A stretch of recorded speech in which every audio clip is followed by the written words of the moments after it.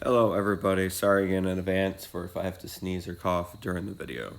So I said I was going to post a video of me walking through the practice test, especially since we didn't really get to the back during class today.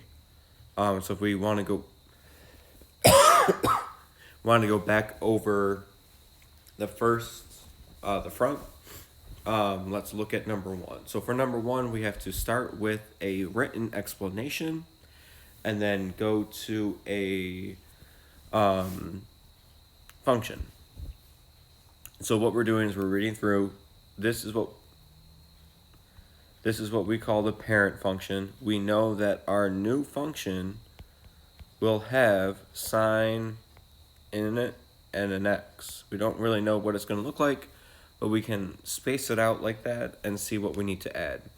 So in class, I said we always start with left to right. What we can say real fast is, and I was trying to get a page open so we can look at it, is our standard form. So we can say, if any function we have, we could put a, f, standing just for whatever our function is, bx plus c plus d. So a is going to tell us if it has any type of vertical, stretch, or compression. It's also going to tell us if there is a reflection. Let's first talk about the stretch or compression. So if A is bigger than 1, and the absolute value is bigger than 1, that means we're going to have a stretch. Which means if we had a parabola, it might go from looking like that to a vertical stretch, so something that will look like that. So it's going to look like it gets taller, all right? If A is less than 1, it's going to be a compression. So if we had this as our parabola, it's going to turn into something like this. Lastly, if A is negative, what's going to happen is that we are going to reflect, and this is outside the parentheses, so it's a vertical transformation. And if we reflect vertically, that means we're reflecting across the x-axis. If we start looking at the other ones, B is going to tell us a lot of the same stuff, but it's going to be telling it the horizontal component of it. So we have the horizontal, stretch, or compression. The trick here, though, is that because it's inside the parentheses, things act differently. So if B is greater than 1, it's actually going to be a compression. If B is less than 1, it's actually going to be a stretch. The negative component still makes there be a reflection. And because we're inside the parentheses, we do stuff horizontally, which means it's going to reflect across the y-axis. Lastly, these two things all the way right here. If C is positive, if we add a C, that's going to be a shift. Because inside parentheses, it acts weird, it's going to shift left. If C is negative, it's going to shift right. Outside the parentheses, X normally, so if D is positive, it's going to shift up. If D is negative, it's going to shift down. When in doubt, you can always plug something to the calculator. Like if you see 1/2 x squared, you can graph that as y1 in the calculator, and then y2 graph x squared and see how the graphs will look compared to each other. So if you ever forget what's going on, just graph it and see. So the first transformation would be a horizontal stretch of factor 3. So horizontal stretch, we said, we look at our notes and we should have these notes memorized by Monday's test. Horizontal stretch means less than 1. So, and it's inside. So we want it to have a factor of 3, but less than 1. So that means we divide by 3 or have a factor of 3. A vertical shift up by 1, check our notes. Vertical shift up 1, that would be adding a D. All right. And then a horizontal shift to the right 4, check our notes. Right 4 means we subtract the C, so minus 4. So that's how we have to set up the equation like that. Just read it and then write it down. I posted more practice problems where you have some more transformations like this to look at. Next, we have some equations and we want to write the English part of it. I'll accept bullet points here. So we always start inside and work our way outside. So we have this plus 6 on the inside, and that is our C value. So that's going to tell us the horizontal shift. Because it's plus 6 and it's in the C value, that means it's going to shift, or you could say translate, left 6. The minus 1 is in the D spot, so we're going to shift down 1. All right. If we look at number 3, we have something inside the parentheses, so start there again. But this time we have a 3 inside, and 3 is bigger than 1, so that means it's going to be a horizontal compression. So we can say a horizontal compression. We need to say by how much, and the way that we say that is by a factor of 3. And then the number on the outside, again, is that shift vertically. Since it's positive 1, we're going up 1. In class, we were looking at this formation, this function, not really a function, this shape. And we were trying to figure out what it would look like after we do this function. So first, let's look at this. Inside the parentheses, it's going to shift because it's plus 2 inside the parentheses. We're looking at the value of C, so it's going to be shift left 2, and then not up, sorry, because it's minus 3 on the outside. We're going to shift down 3. So left 2, down 3. So in class, I said you pick a point, and then you just do that to each kind of important point in the picture. So down 3, left 2. Choose this one, down 3, left 2. Choose this one, down 3, left 2. Choose this one, down 3, left 2. And then again, our last one, down 3, left 2. So if we connect the dots now, we get the same shape, but it's just been translated around.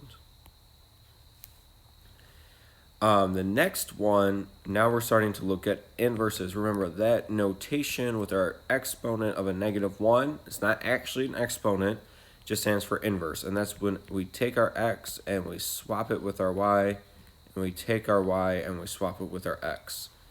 So if we look at this point, that's 1, 2, 3, 4, that's 4, 0. So for our inverse, that's going to become 0, 4. So 0, 4 is right here. Oops, negative 4, 0. So that's going to become 0, negative 4. 1, 2, 3, 4. So that's where that one's going to go. Again, here we have 1, 4. So we go to 4. Sorry, this is negative 1, 4.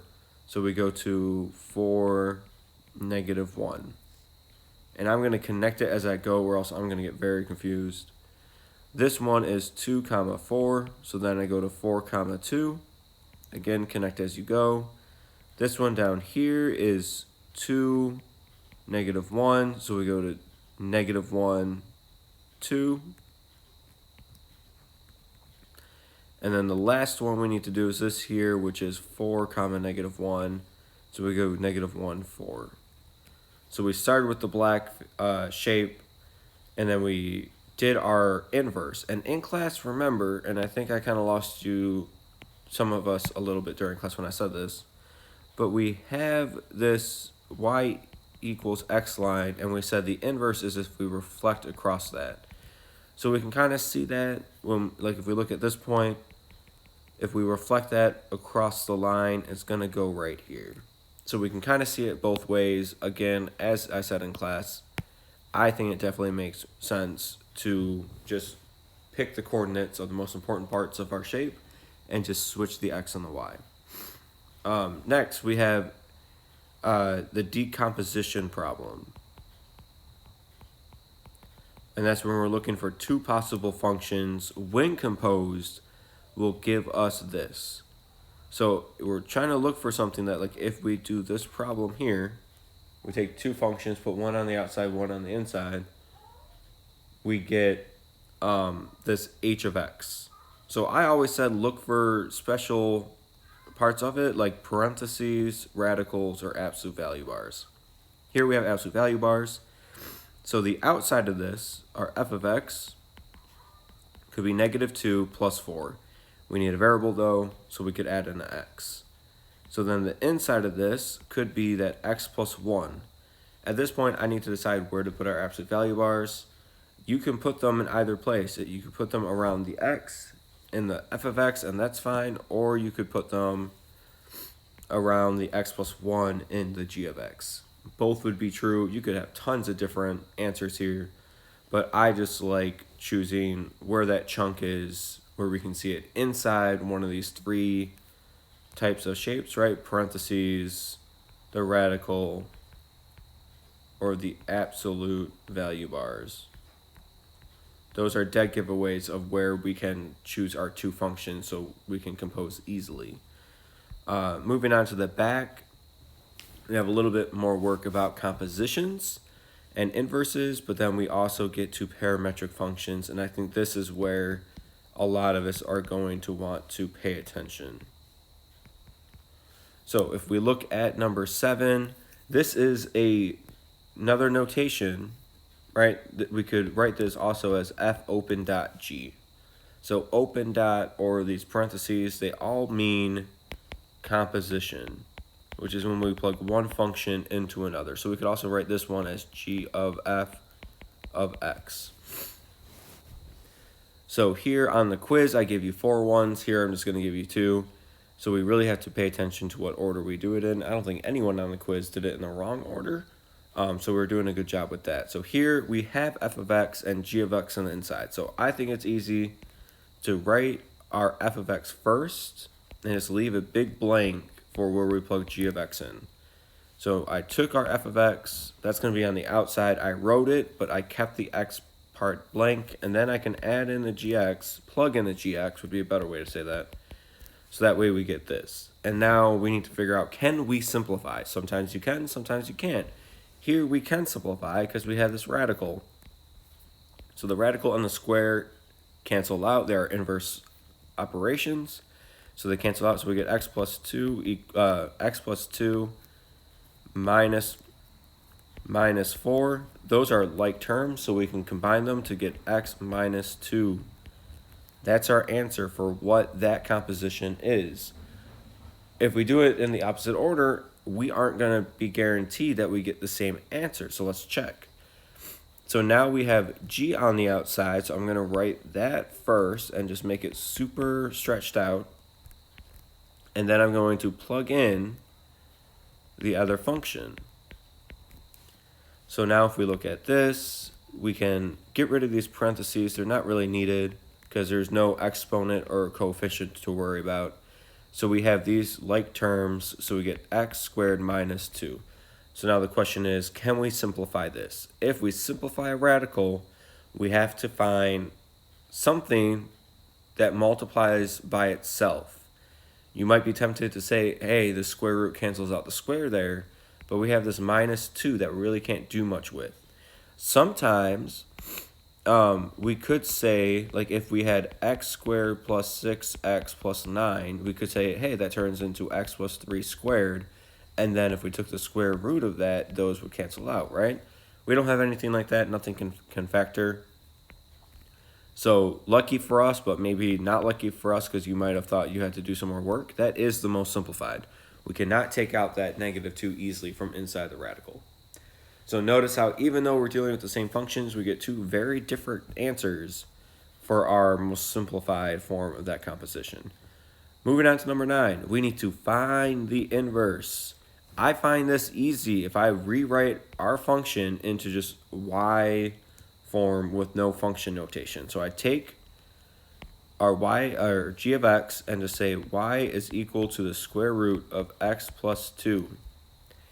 As I did in class, I'm going to change color so we can make it obvious for when we're doing our inverse. Now we switch where x and y are. I put x where y was, and then put y where x was, just like how we did it in our graph on the other side of this practice test. So now we have this. Our goal is to always write it with y by itself on one side. So we need to figure out how can we get y by itself. We have to get rid of that radical from next to y. So the only way to do that is to do the inverse operation. And the inverse of square root is to square it. We just can't do that on one side. We have to do it on both sides. But now this cancels out. So we get x squared equals y plus 2. And now we subtract 2 on both sides to get our final function. I'm just putting y on the left because that's what we like seeing. We get y equals x squared minus 2. Notice how that's different than the f of x that's up there. And that's why we don't get the same thing when we compose in either direction. So here this would be the inverse, and we can demonstrate that it's the inverse by writing g of x with the inverse notation that looks like that -1 power.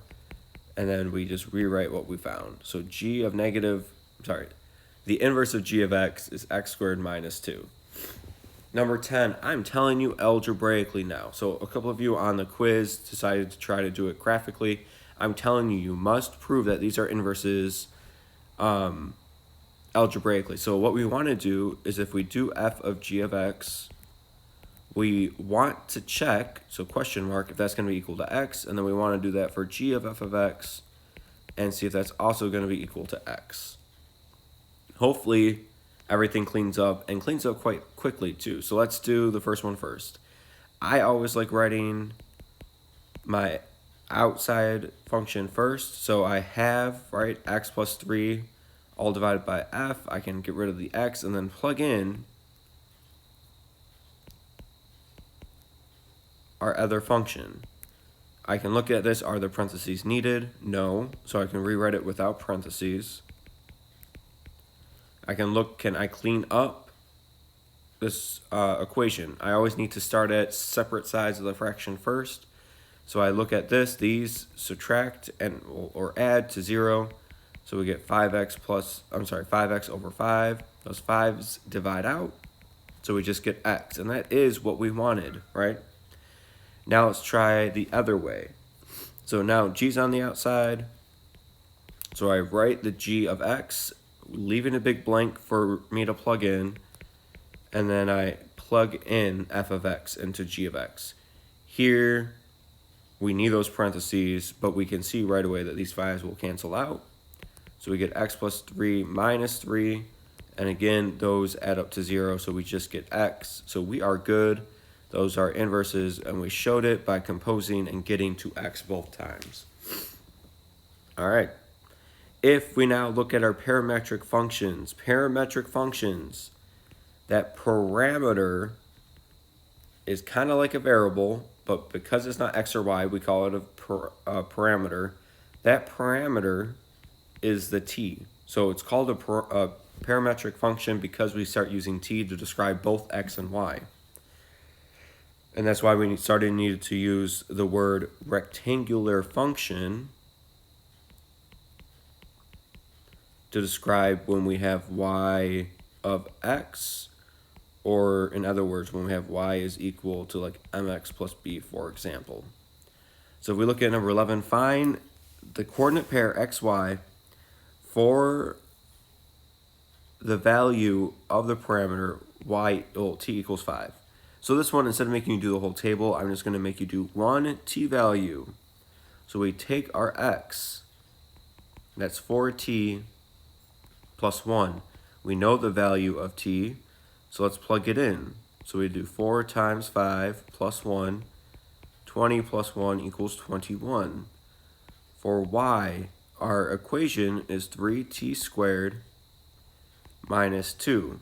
So again, 3, we plug in 5, we have to square it, minus 2. So then 3 times 25 minus 2. Running out of space, so I'm going to go down now.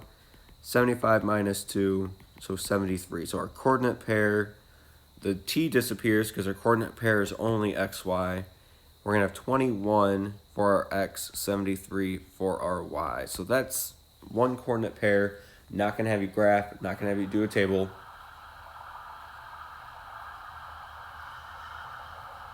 That is the oddest siren. I hope you guys can hear that, and we can discuss it on Monday about how weird that siren was. All right. So that's our xy value just for 1t, not a table, not a graph. If we look at 12, now we want to rewrite y as a function of x, and that's that rectangular, or the y equals mx plus b. We're not going to have just mx plus b. We're going to have some other stuff here because we can see that one of our parametric functions has a power in it. Our first step of this is always rearrange our x function to get t by itself. So we have x is equal to 4t plus 1. We want to get t by itself, so first step, minus 1 on both sides. And then we can divide by 4 on both sides as well. So we get t equals x minus 1 over 4. We can keep it like that, but it might be easier if we turn it into decimal form. So we would first separate it into two different fractions, x over 4 minus 1 over 4. And then that would turn into 0.25x minus 0.25. And I'm going to change color just so we can keep this separated a little bit easily. So the second step then is to plug in our t into y. So our y was equal to 3t squared minus 2. So now we can plug it in 3 times the quantity of 0.25x minus 0.25 squared minus 2. So now here, because we have the square and we have the subtraction sign inside, we must FOIL. And as I promised today in class, well, on Thursday in class, you will get some problems that require you to FOIL, because I want to make sure that all of us as seniors and juniors in pre-calc know when it's appropriate to FOIL. Please remember that if we have parentheses and exponent on the outside, and if we ever have addition or subtraction inside those parentheses, you must FOIL. It takes more time, yes, but it is the only way to get the correct answer. So if we FOIL this out, I'm going to try to find some space. Let me go back to the note page.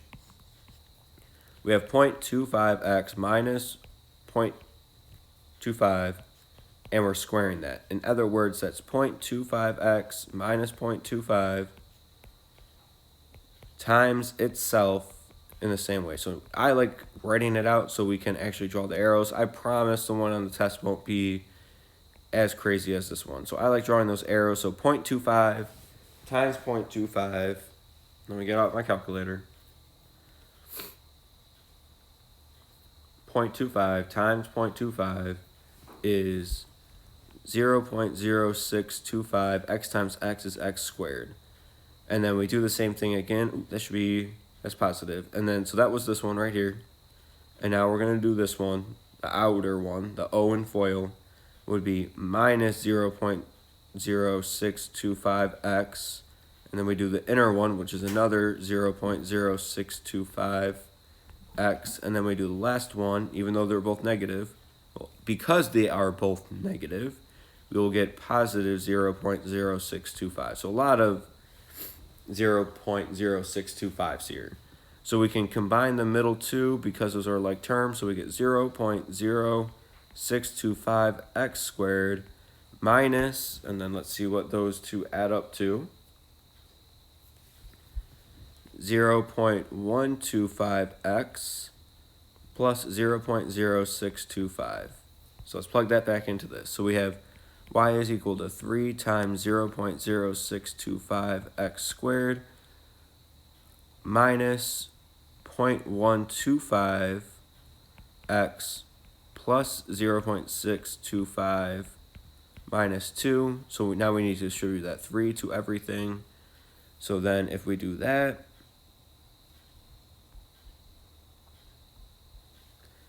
we get y is equal to 0.1875x squared plus 0.375x. Over here, we would get that 0.1875 again, and we have this minus 2, so let's do that all together. So we would do that positive 0.1875 minus 2 to get minus 1.8125. I would promise you that the one on the test won't be that decimally. So let's move on to 13. Now we have y in terms of x and x in terms of t. Notice how we have x by itself here. Oh no, we have x here not by itself, but we have x here by itself, and this is in terms of t. So we want to find y of t. So to find y of t, we always just, step one, and only one step, we plug x of t into y of x. So we have y is equal to negative 2x plus 5. So we can plug it in, right? 4t squared minus 1. So now we have to distribute. So we get y is equal to negative 8t squared plus 2 plus 5. These are like terms we can combine. So y is equal to negative 8t squared plus 7. All right, so that is our answer there. A little bit easier than number 12 because we don't have any type of decimals here. So again, on the actual test on Monday, no decimals in our coefficients like we saw in number 12. In 14, we have, this one right here is y of x, that's our rectangular. Here we have y of t. They're both y, so when we want to find x of t, our first and only step is to set both y's equal to each other. So we have our first y, which is 3x minus 4, our second y, which is 6t squared minus 1. Substep, all right, solve for x. A handful of us on the test solve for t. We want to solve for x because we want, as it said here, x of t. It doesn't say t of x of t, because x is outside the parentheses. That's what we actually want by ourselves on the left. So first things first, we need to add 4 to both sides, so we get 3x is equal to 6t squared plus 3, and then we have to divide everything by 3, and I just like going right to dividing everything by 3.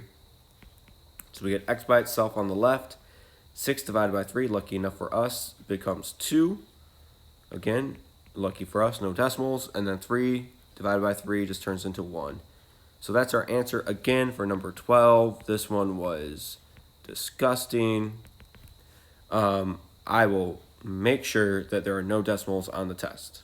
All right, so if you have any more questions, check out all the other videos I posted. Remember, I'm out sick. I'm not feeling good. I'm probably not going to be looking at emails too much, but I will try to look at them a couple times on Friday and a couple of times over the weekend and get back to you if you need. Remember, Monday during seminar, I have it exclusively for pre-calc students. So come by on Monday during seminar. If you have any more questions, if you are OTEC, you can come by Monday during lunch as soon as you get back on the bus or if you drive yourself back. All right, I'll see you back in school on Monday. Good luck. Goodbye.